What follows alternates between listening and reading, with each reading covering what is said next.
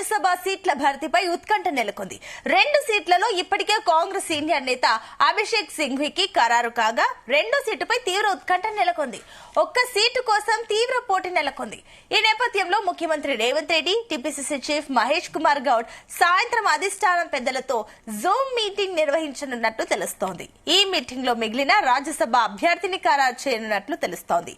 ఆ ఒక్క సీటు ఓసీకి దక్కుతుందా, బీసీకి దక్కుతుందా అన్న చర్చ జోరుగా సాగుతోంది.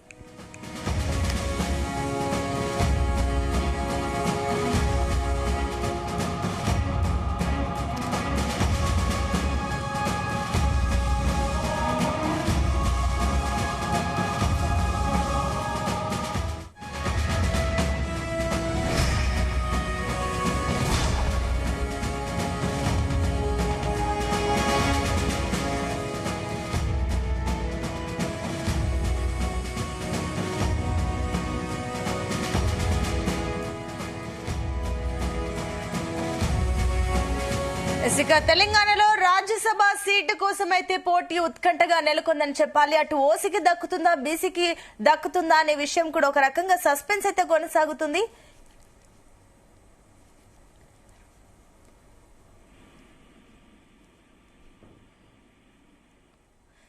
ఇదే అంశానికి సంబంధించి మరిన్ని డీటెయిల్స్ మా కరెస్పాండెంట్ వంశీకృష్ణ అందిస్తారు. వంశీ, రాజ్యసభకు సంబంధించినటువంటి నామినేషన్ల ప్రక్రియ ఈ రోజు నుంచి ప్రారంభమైంది. రేపు చివరి తేదీని కూడా చెప్పాలి. ఇప్పటికే దీనికి సంబంధించి అధికార పక్షం ఇంకా ఎవరిని అనేది అభ్యర్థులను ఇంకా ఖరారు చేయలేదు. దాంతో పాటుగా ప్రధాన ప్రతిపక్షం కూడా ఇంకా మల్లగుల్లాలు పడుతుంది. ఎందుకంటే అటు పోటీలో నిలవాలా లేదా అనేది కూడా ప్రధాన ప్రతిపక్షం అనేటువంటి బీఆర్ఎస్ పార్టీ కూడా ఆలోచన చేస్తున్నటువంటి సందర్భం మనకు కనిపిస్తా ఉంది. ఇప్పటికే అధికార పార్టీ అయినటువంటి కాంగ్రెస్ పార్టీ అటు అభ్యర్థుల ఖరారుకు సంబంధించి కూడా అటు చర్చలు జరుగుతా ఉన్నాయి.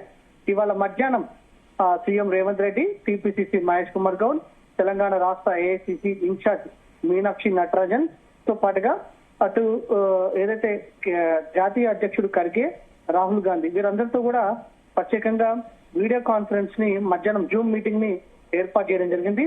ఈ రోజు సాయంత్రం అటు ఏదైతే ఈ రాజ్యసభకు సంబంధించినటువంటి అభ్యర్థుల ఖరారు అనేది కాంగ్రెస్ పార్టీ సాయంత్రం ప్రకటన చేసే అవకాశం ఉంటుంది.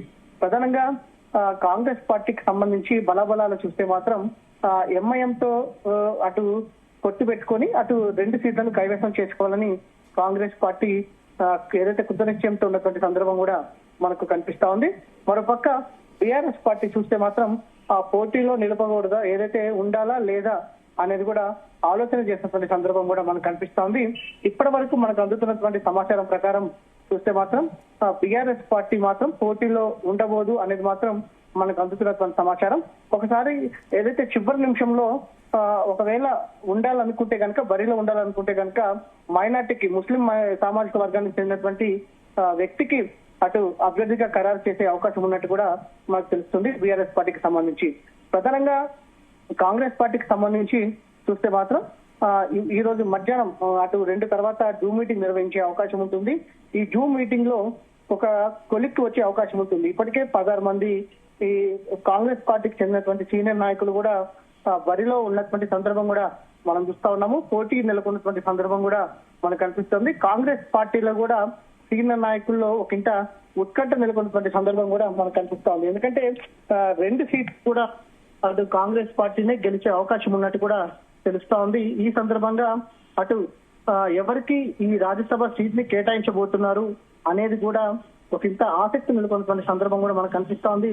4 రోజుల క్రితం బీసీసీ అధ్యక్షుల సమావేశం ముగింపు సందర్భంగా కూడా అటు ప్రత్యేకంగా ఇదే అంశం పైన చర్చించినటువంటి సందర్భం కూడా మనకు కనిపిస్తా ఉంది కాంగ్రెస్ పార్టీ అధిష్టానం తోటి. ప్రజెంట్ ఈ రోజు మధ్యాహ్నం అటు టీపీసీసీ అధ్యక్షుడు కావచ్చు, దాంతో పాటుగా ఇతర నేతలు ఢిల్లీకి వెళ్లాల్సి ఉండగా దాన్ని వాయిదా చేసుకున్నటువంటి సందర్భం కూడా మనకు చాలా స్పష్టంగా కనిపిస్తున్నటువంటి సందర్భం కూడా మనం చూస్తా ఉన్నాము. అటు అసెంబ్లీ, పార్లమెంట్ టికెట్ దక్కని బలమైన నేతలు ఎవరైతే ఉంటారో వారందరినీ కూడా గాంధీ భవన్ వర్గాలు లిస్ట్ ని రెడీ చేసింది. సామాజిక వర్గాల వారిగా పేర్లు సిద్ధం చేసినటువంటి పీసీసీ నేతలు రెడ్డి సామాజిక వర్గంలో వేం నరేందర్ రెడ్డి, కోదండ రెడ్డి కావచ్చు, దాంతో పాటుగా బీసీ సామాజిక వర్గం నుండి విహెచ్, దాంతో పాటుగా ఇరవట్రి అనిల్ పేర్లను కూడా అటు ఏదైతే చేయడం జరిగింది.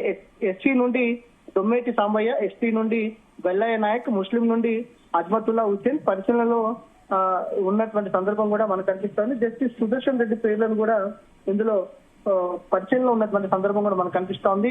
ఇదే కాకుండా మరికొంతమంది నాయకుల పేర్లు ఉన్నట్టు కూడా తెలుస్తోంది. ఇప్పటి వరకు కూడా వాటికి సంబంధించిన వివరాలు కూడా ఎక్కడ కాంగ్రెస్ పార్టీ, అటు రాష్ట్ర కాంగ్రెస్ కావచ్చు, అటు ఢిల్లీ కాంగ్రెస్ కూడా ఎక్కడ కూడా స్పందించినటువంటి దాఖలాలు అయితే లేవు. ఈ రోజు సాయంత్రానికి 6 తర్వాత అభ్యర్థుల ఎంపిక ప్రక్రియ పైన అభ్యర్థులు ఎవరు అనేది మాత్రం ఒకంత ప్రకటన వచ్చే అవకాశం ఉంటుంది అనేది కూడా మనం చెప్పాలి. మొత్తం మీద కాంగ్రెస్ పార్టీ నేతల్లో కూడా ఒకంత టెన్షన్ నెలకొందని కూడా చెప్పాలి. తమ వారికి టికెట్ దక్కాలని, దాంతో పాటుగా తమకు అటు పార్లమెంట్ లో కావచ్చు, అసెంబ్లీ ఎన్నికల సందర్భంలో తమకు సీటు దక్కలేదు కాబట్టి తమకు ఈ రాజ్యసభ సీట్లను కేటాయించాలనేది కూడా సీనియర్ నాయకులు కాంగ్రెస్ అధిష్టానాన్ని ఇప్పటికే కోరుతున్నటువంటి సందర్భం కూడా మనకు కనిపిస్తోంది. ఇప్పటికే పలువురు ఢిల్లీకి వెళ్లి కూడా అక్కడ ఉన్నటువంటి కాంగ్రెస్ అధిష్టానం నాయకులను కూడా కలిసినటువంటి సందర్భం కూడా మనం చూస్తా ఉన్నాము.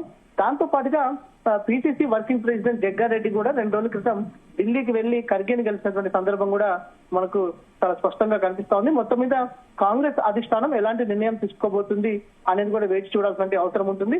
లేకపోతే ఏకగ్రీవంగా ఈ రాజ్యసభ ఎన్నికలు జరుగుతాయా, లేకపోతే 16వ తారీఖున ఓటింగ్ ప్రక్రియ కూడా ఉండబోతుంది అనేది కూడా ఒకంత ఆసక్తి నెలకొన్నటువంటి సందర్భం కూడా మనకు కనిపిస్తుంది. ఎందుకంటే ప్రస్తుతం బీఆర్ఎస్ పార్టీ బలం చూస్తే మాత్రం 7 మంది ఎమ్మెల్యేలు ఉన్నారు. ఏదైతే 10 మందికి సంబంధించినటువంటి పార్టీ ఫిరాయింపులకు సంబంధించినటువంటి అనర్హత వేటు పిటిషన్ ఎదుర్కొన్నారు. అందులో 10 మందిలో 8 మంది పిటిషన్ స్పీకర్ కొట్టివేయడం జరిగింది. మరి ఒకవేళ విప్ జారీ చేసి ఎవరికైనా మద్దతు ఇవ్వాలనేది కూడా కోరుతారా ఏందనేది కూడా ఒకంత ఆసక్తి నెలకొన్నటువంటి సందర్భం కూడా మనకు చాలా స్పష్టంగా కనిపిస్తోంది. బీఆర్ఎస్ పార్టీ మాత్రం ఈ రాజ్యసభ ఎన్నికల్లో పోటీలో ఉండబోతుందా ఉండదా అనేది కూడా సాయంత్రం వచ్చే ఒక క్లారిటీ వచ్చే అవకాశం ఉంటుంది. మనకున్నటువంటి సమాచారం ప్రకారం బరిలో ఉండకపోవచ్చు అనేది కూడా భావిస్తున్నారు. చివరి నిమిషంలో బరిలో నిలపాలని అనుకుంటే గనక అటు మైనార్టీ ఏదైతే ముస్లిం సామాజిక వర్గానికి చెందినటువంటి వ్యక్తికి ఇచ్చే అవకాశం ఉన్నట్టు కూడా మనకు తెలుస్తుంది. Right, thank you Vamsi.